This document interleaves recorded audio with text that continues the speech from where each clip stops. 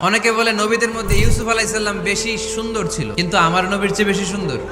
ইউসুফ আলাইহিস সালামের চেহারা দেখে মিশরের মেয়েরা এত সুন্দর নবী ইউসুফ আলাইহিস সালামকে দেখে লেবু কাটতে যে আঙ্গুল কেটে ফেলেছিল। এই কথা যখন আমাদের প্রিয় নবীর স্ত্রী আমাদের আম্মা জান আয়েশা রাদিয়াল্লাহু তাআলা আনহা শুনলেন, উনি বললেন, ও মিশরের নারীরা, তোমরা ইউসুফ নবীর চেহারা দেখে লেবু কাটতে যে আঙ্গুল কেটেছো, তোমরা যদি আমার স্বামী আমার নবী প্রিয় নবীর চেহারা দেখতা, তাহলে লেবু কাটতে যে আঙ্গুল নয়, কলিজাটা কেটে খান খান করে দিতা।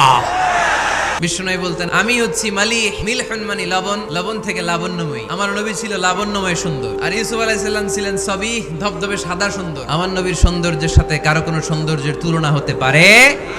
বিষ্ণু ইসলাম বলেন, গোটা বিশ্বের মানুষকে আল্লাহ দুই ভাগ করলেন, এক ভাগ জান্নাতি, এক ভাগ জাহান্নামী। আমারে জান্নাতীদের মধ্যে ফেললেন। কুরাইশ বংশে অনেক খানদান আছে, আমারে হাশিমি খানদানে ফেললেন। হাশিমি খানদানে অনেক পরিবার আছে, আমারে শ্রেষ্ঠ পরিবারে ফেললেন। যে কোনো ক্রাইটেরিয়ায় হোক, মানদণ্ডে হোক, গোটা বিশ্বের মধ্যে আমি সেরা। চিল্লায় বলেন ঠিক কিনা?